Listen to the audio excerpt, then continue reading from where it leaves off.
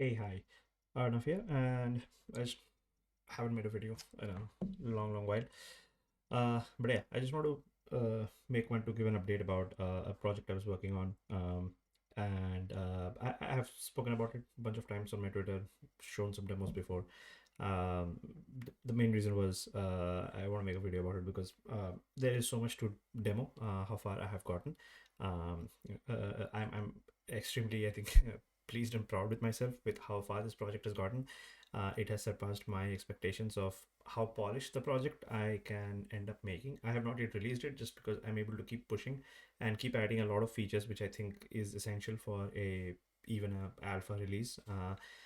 And then also like writing code is easier using Copilot, Cloud Code, and agents and all, and actually releasing an app is actually harder. You have to like package it, sign it, certificates, upload to App Store, upload to Play Store, all that stuff. But anyway, so this is the project. It's called TwoFac. It's a two-factor authentication app. There are a bunch of them already out there in the world. I'm making another one just for fun, but also because I want a bunch of features in them, and I want to show that. In this video, I will go and just demo the app in a lot of platforms where it works and what are the features that it has.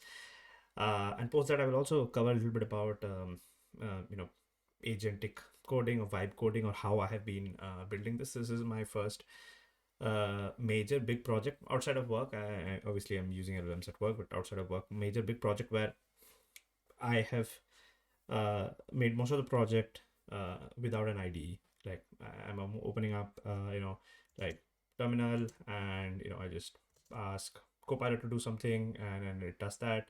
So just open this, go and type here, something happens, and you know, not really something happens. It's not like I've not made it without an IDE. The IDE is open right here. I do look at the code, especially like whenever there are changes. A lot of comments I have done myself. But anyway, let me start off with a demo of the app first. So the idea behind it, I wrote about a blog post a few months back, why I wanted to make one. I've been using Authy for a long time as my two-factor authentication app.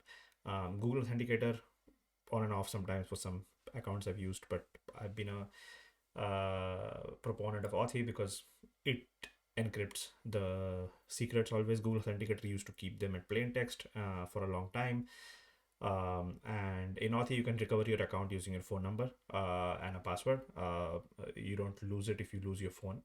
But I made this little table when I wrote this blog also. And that time it was not called two-fact, it was called odds, and because I did not know what I would call my project, but eventually I just called it two-fact, but forget that. So I really wanted to work on desktop. I wanted to work it as a browser extension as well. I want a CLI to work. I mean, this is like the age of so many CLI products, like with the LLMs can use it in CLI.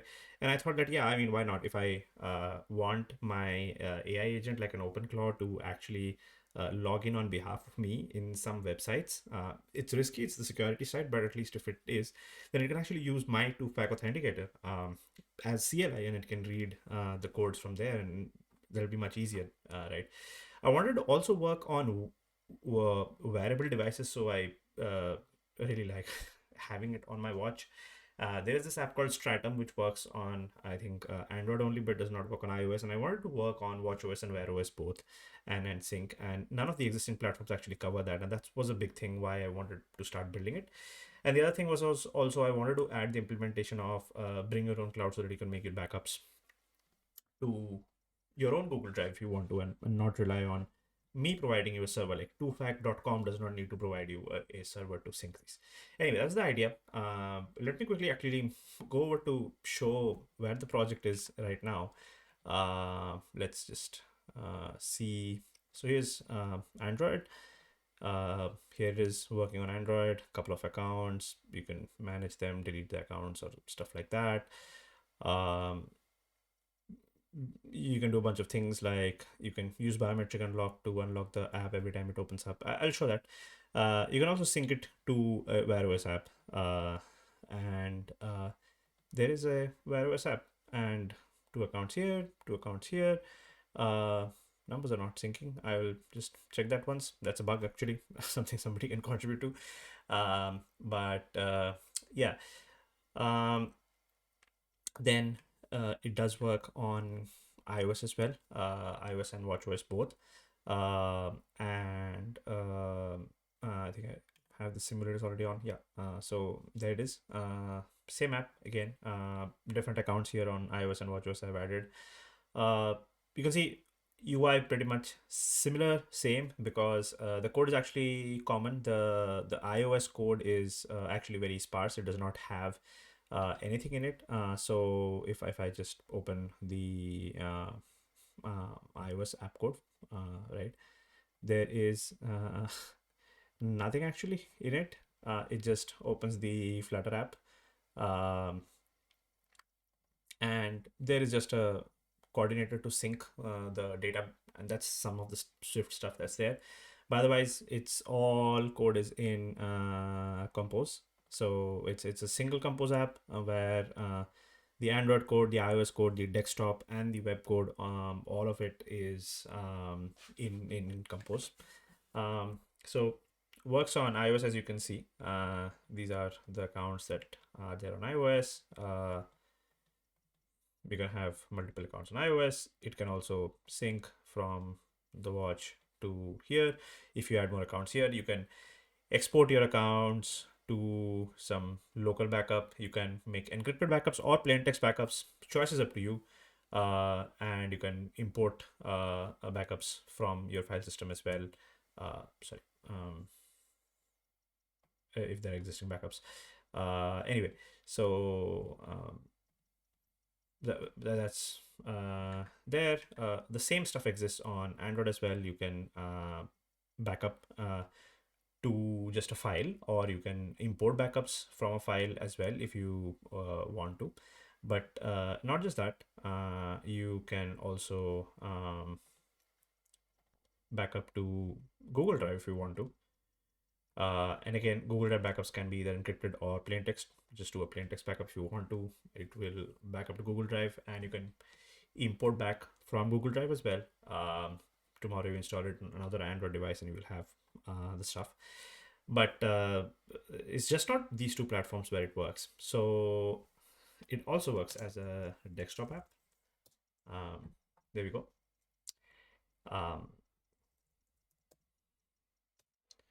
So there's it working as a desktop app, and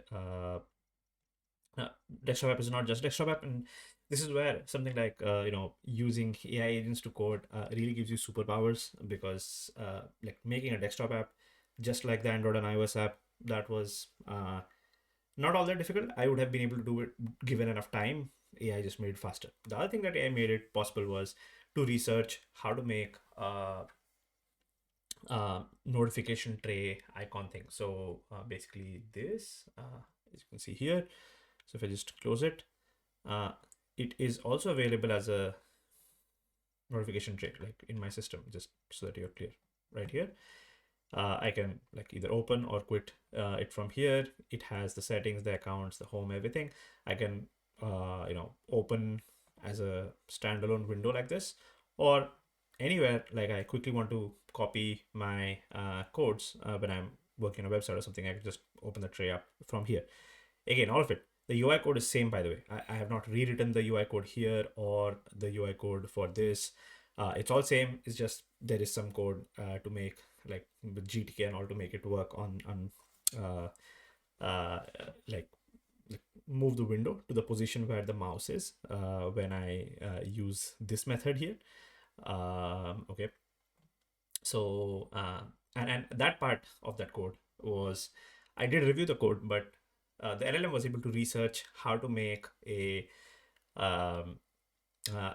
system tray icon, and it works, by the way, for Windows in the tray at the bottom right where the clock is, and it works with app indicators, which works on Linux. I have tested it on Ubuntu, and it works on Ubuntu as an app indicator as well, and it works on Mac. So it works on all three platforms, and these three codes were actually different for the different platforms. There's you cannot use the same code for all these three places for how to make this icon appear here. But the UI code is still common. That's not all, by the way. There is obviously also the UI, so the CLI. So you can just run twofac. Oh, sorry, did not work. I think because we need to build. Let me quickly build that. The CLI. We build the CLI, and we'll see that the CLI works as well. And the CLI app, the code is different obviously because Compose does not work as a CLI. So I have used a library called Mordant, MORDANT, which uses Kotlin to make TUI apps. And let's see if it works now. Yeah, it works. And it's a TUI app proper. It has animations and everything, and you can see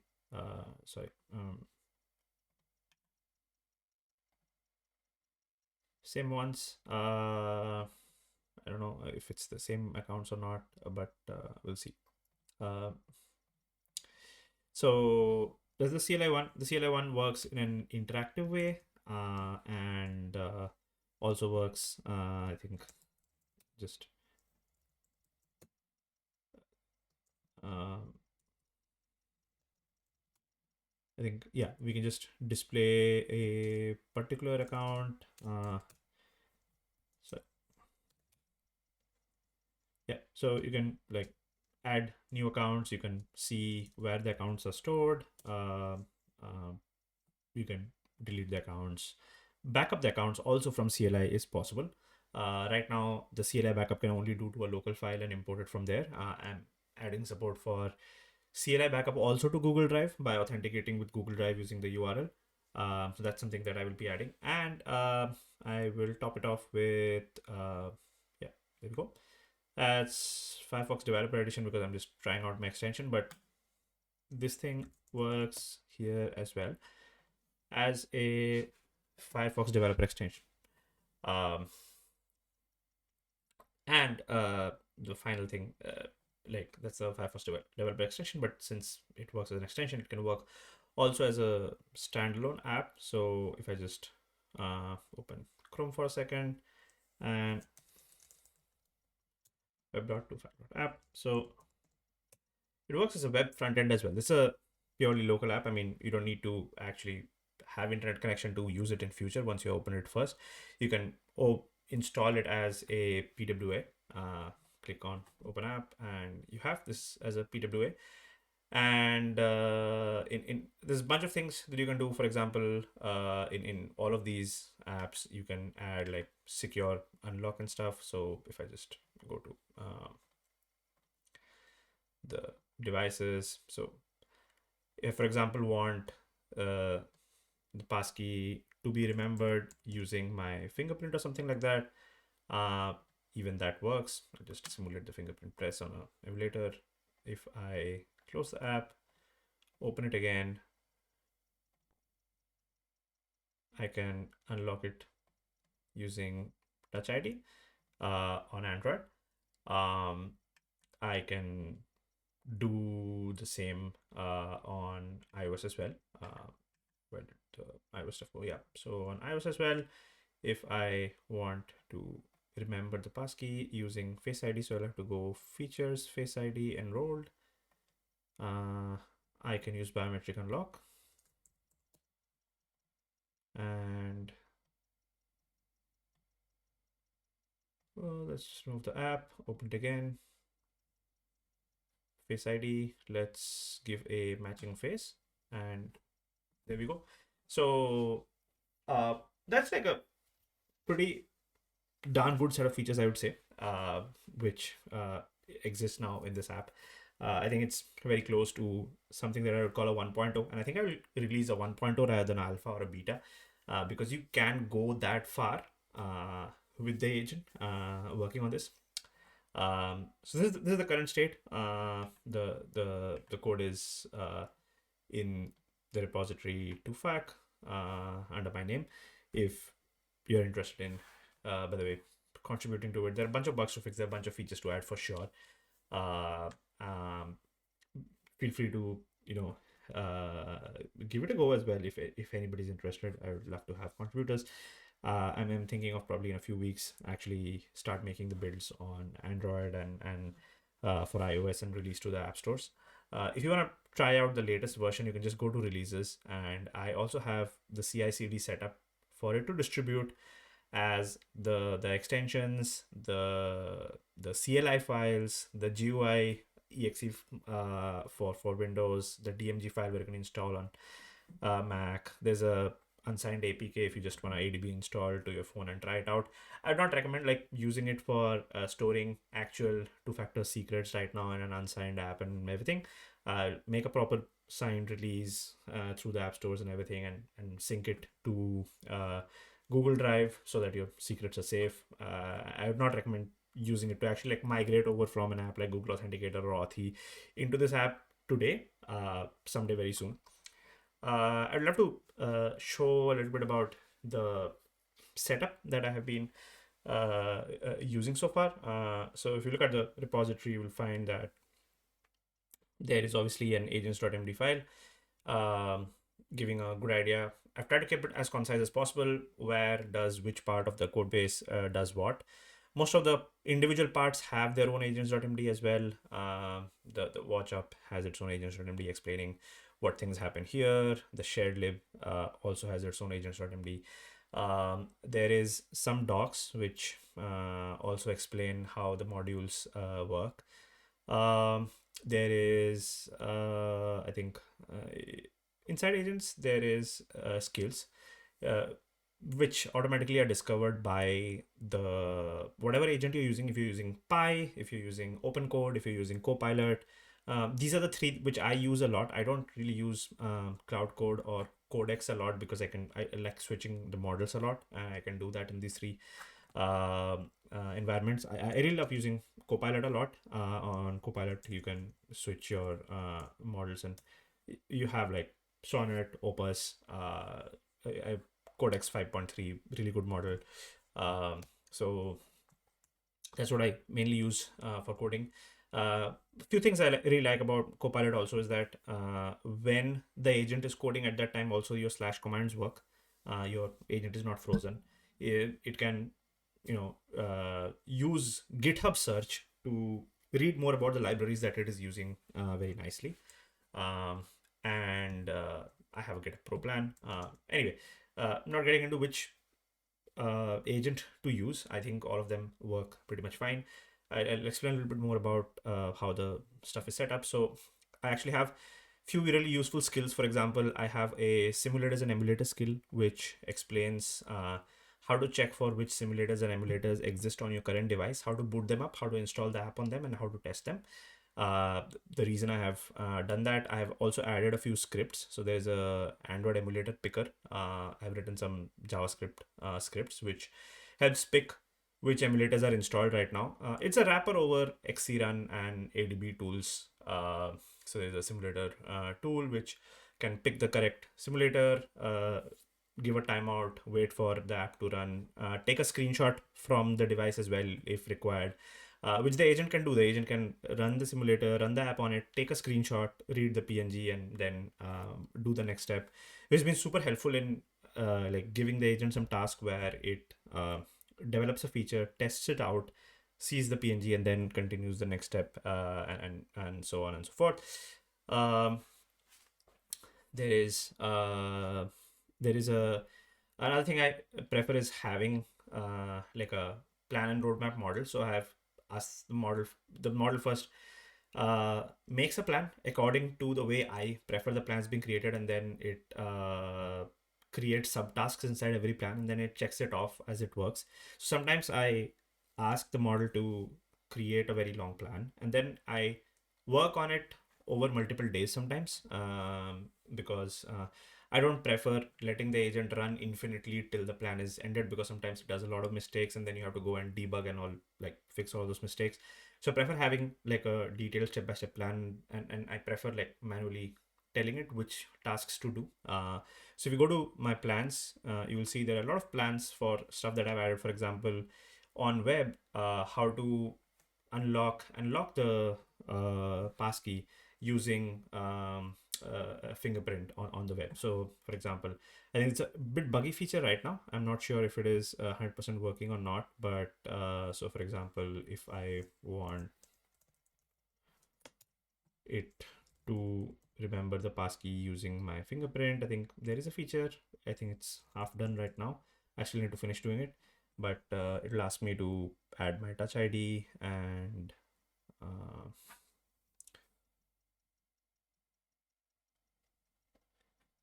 yeah, I think it's done now. Let me see if I refresh the page. It's still asking for my passkey. It should not have had happened, but I'll just check.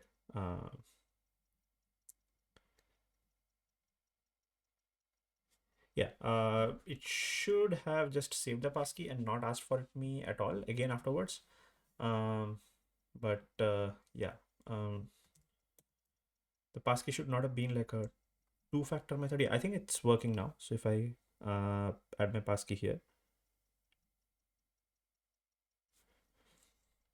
should not need to do this again. Let's see. Yeah, maybe it's a bit buggy right now. We'll see that. But anyway, like how to add this feature, for example. So it made a plan for doing it. There were tasks written step by step for each of the things to do. So I create plans like that. There's a bunch of them, like how I created the menu bar system tray app so that it works on all the different operating systems. So it has to create some SVG files for the icon for the tray.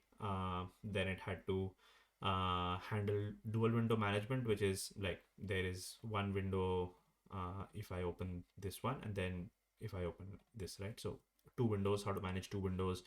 So this was not supported originally in the app, and then I had to add the support for that. How to position the window where my mouse is. How to handle the app state. So make a plan, implement it. So everything has been done this way. Every time I want to add any feature, I ask it to first make a plan, and then it implements the plan. And it's a very small fix. Unless it's a very small fix, then obviously it can just go ahead and do it. So that's how I've been doing it. And so you know, there is also like a UI testing skill here. I have added Maestro here. Maestro is like a great UI testing tool where you can like write, you know, I think I have some examples. Yeah, like go to home, enter the passkey, and see that these things are visible.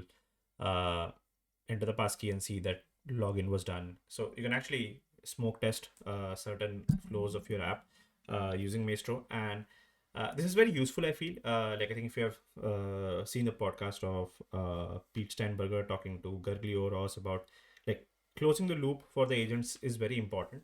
So what I have now is that every time the agent adds a new feature, it is added into the skill itself that it should do the UI testing. It should open the app, run the Maestro test, and see that on the simulator or on the emulator that the app is at least able to launch. That's a very basic test. Now, if there is some change that it does where the app does not build, which it can detect during the build step, or it does not launch, which also it can detect using ATB, and that the main screen does not come up, which it can detect using this test, that puts the bar fairly high for the agent to push any change which will break the basic functionality of my app. Obviously, it's not a comprehensive test now, and I can add more tests, and I think the agent can add more tests, which is like super useful thing. The agent can, if you have done the setup till here, the agent can start the app. Oh, hold on, I'll just close this. The agent can start the app, see what's on the screen. By see, it means it actually takes a screenshot. Most of these models like Cloud, Opus, Sonnet, Codex, they can read PNG files and they can see what's on the screen. They can get a basic idea of that. And basis that, they can write the next step of the test themselves.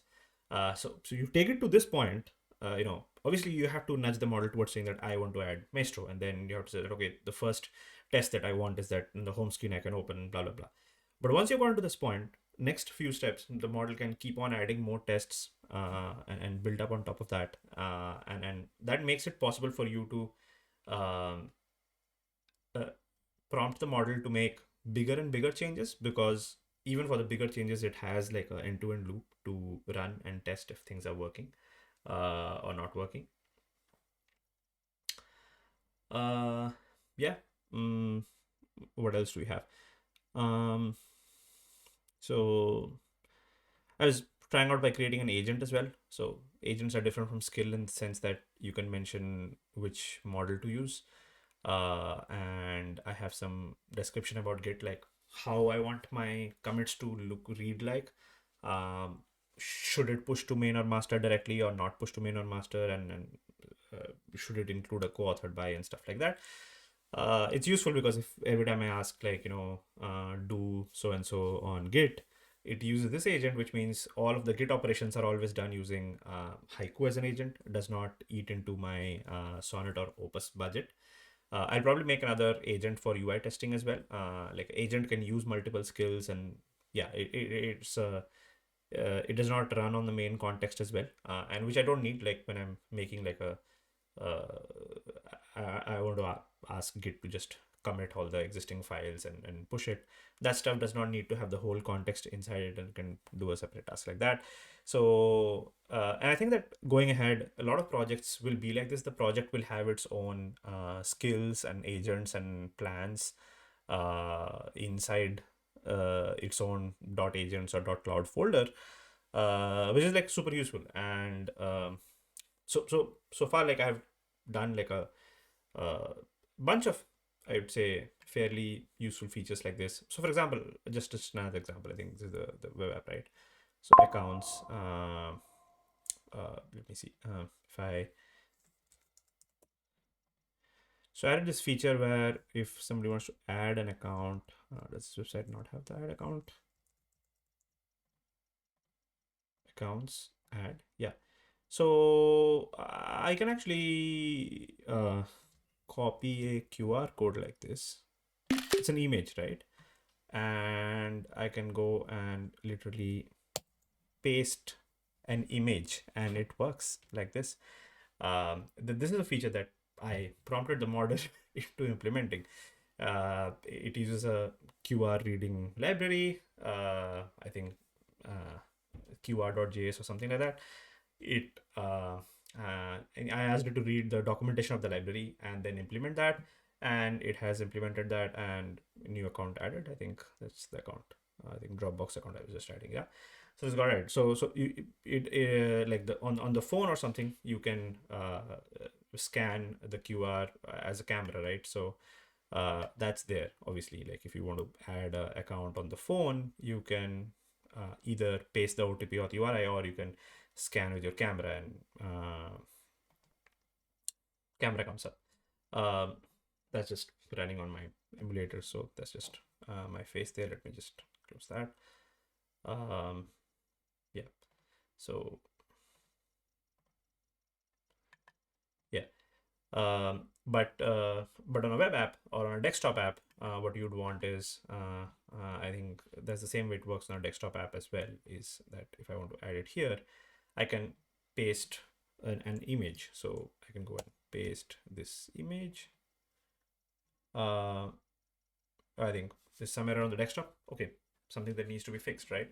So we'll fix that. But on the desktop app and on the web app, what I wanted is that people can just paste an image. And I think that if I paste a QR from clipboard, does it work? I think it does not. Like there's something wrong with the desktop app right now, and that needs to be fixed. So there's a bunch of bugs to be fixed yet. But yeah, I'm fairly happy with how far I've been able to get. Like that's a tremendous number of platforms it's working on. I was just making some of the batches on the repository, and I was just seeing like it works on, where to go. So it works on Android, iOS, watchOS, wearOS. It works on macOS, Windows, and Ubuntu. In all three of them, it works as both CLI and GUI. Very separate things. There are separate builds for that. The GUI app is basically like a JVM app running as Compose, and the CLI app is purely native. It's compiled into LLVM and it's native and just 2 MB in size. The CLI app for all these three platforms. So it works on these. It works on web. There is a web app and you can just PWA install it. It works as a Chrome extension and it works as a Firefox extension. Yeah, I mean that's like quite a kind of wide swath of platforms on which the same thing works. And I'm fairly fairly amazed at the fact that I have been able to build for so many of these platforms without writing a single line of code on the IDE, like I mean, to like open it up here and write character by character like this. Not a single line. Yes, like there are parts where I have fixed it, and even while fixing it, there is a little tab autocomplete and everything is there.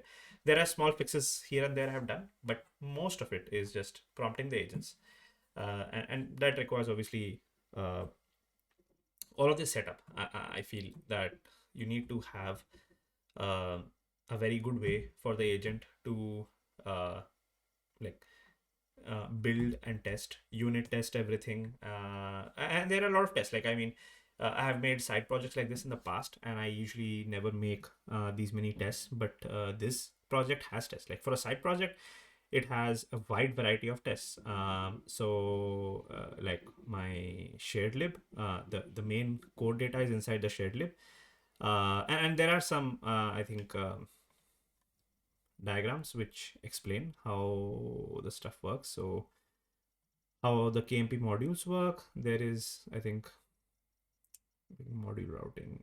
Probably it has a diagram.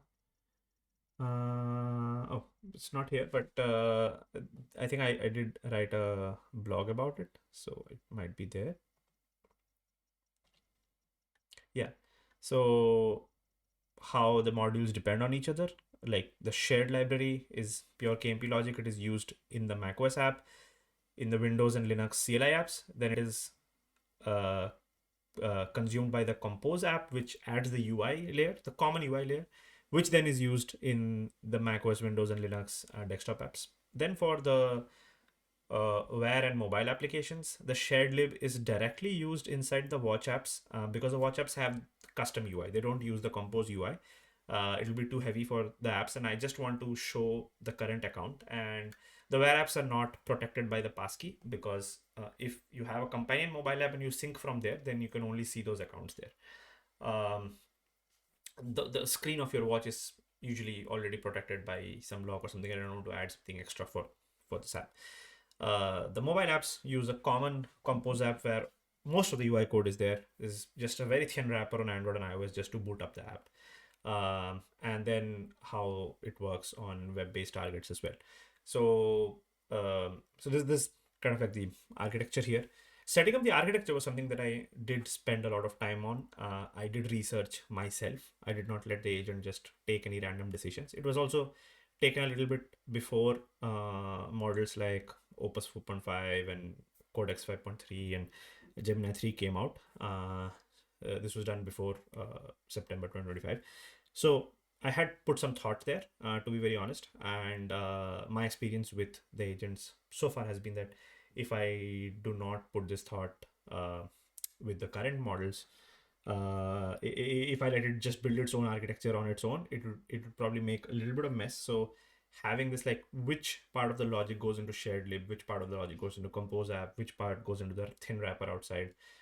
Some of those things I often have to read the plan that the agent generates and then ask it to edit its plan a bunch of times before it implements. And I focus a lot of my effort at that stage, like making sure that the plan is correct, the architecture is correct, so that I don't need to focus a lot of part on reviewing the code, because there's a lot of code. I think this file so far is how many lines of code. If I just look at contributors. Yeah.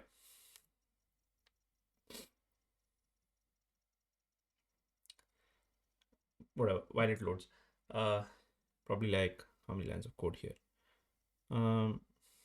Yeah, it's like 46,000 lines of code added over kind of 3 weeks. That's like if like even my commits are actually done on the CLI. These ones are done kind of directly on the GUI on the website. Sometimes I've asked agent to do some small edits, but these ones are directly also done by the CLI and then committed by me.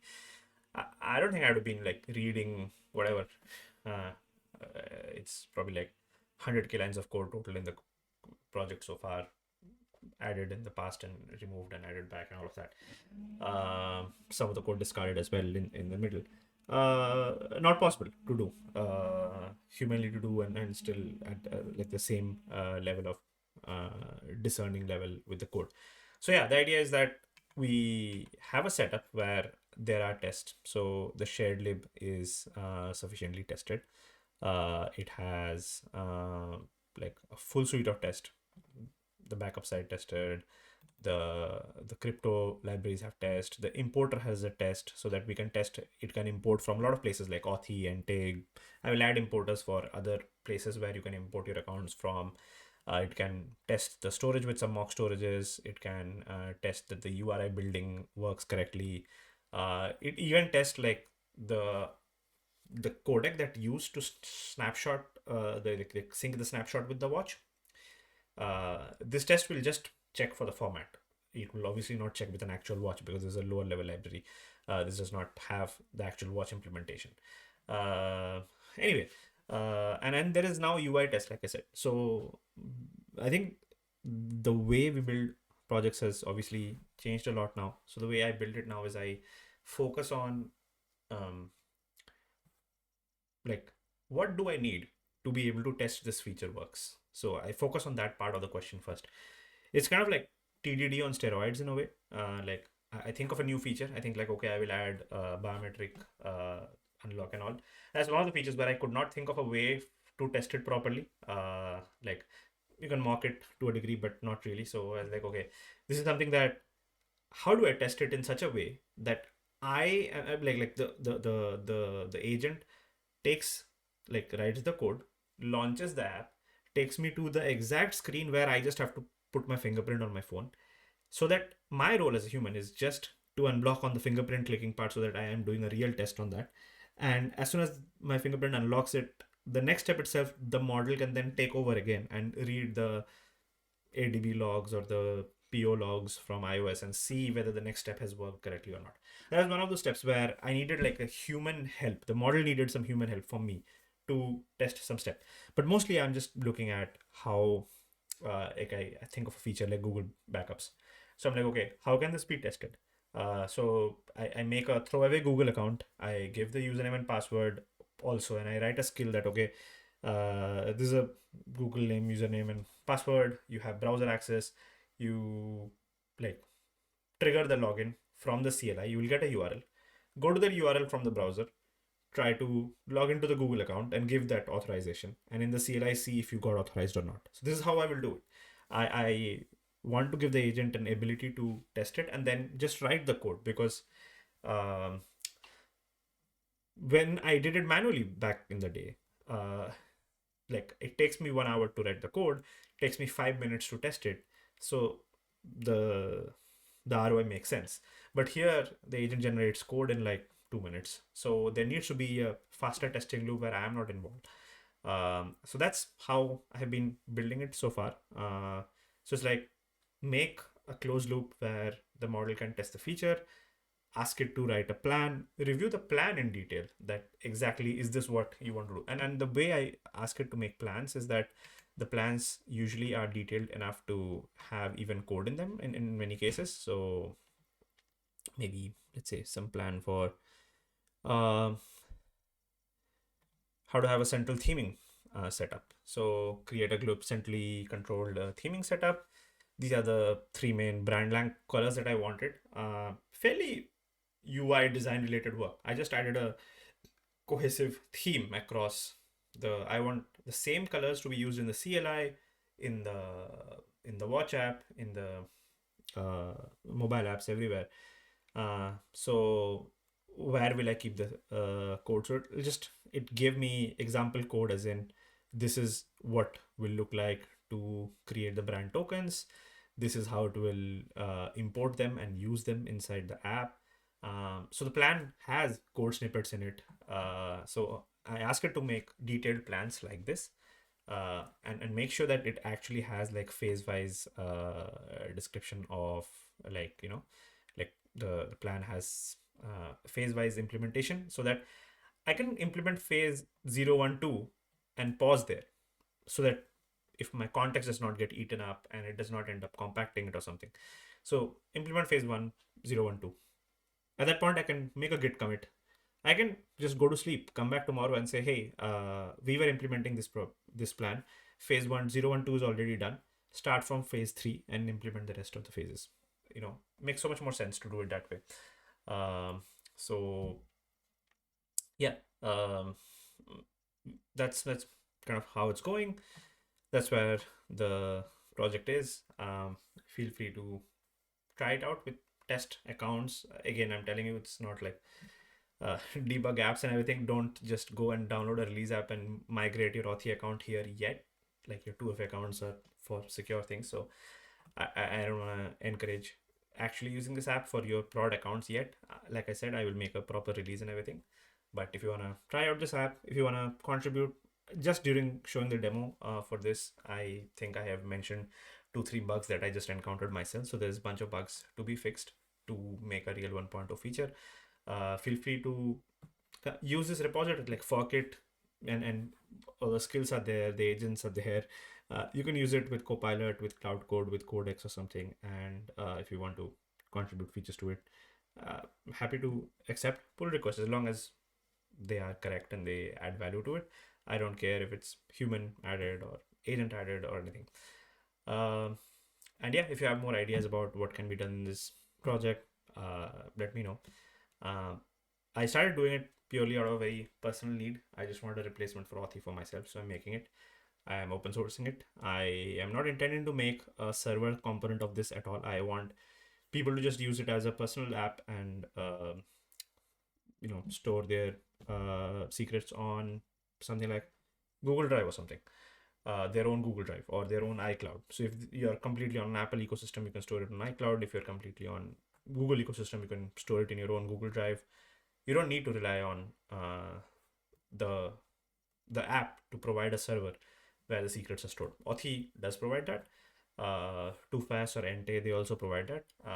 My idea here is that I don't want to even maintain a server-side component. I will only host the apps to download for people to use, or you can just go and build your own app and use it. Yeah, so I'll just end it here. If you have more questions, I think I'll put this video up on YouTube and Twitter both. You can reach me out either place, or you can reach me out on GitHub. Thanks.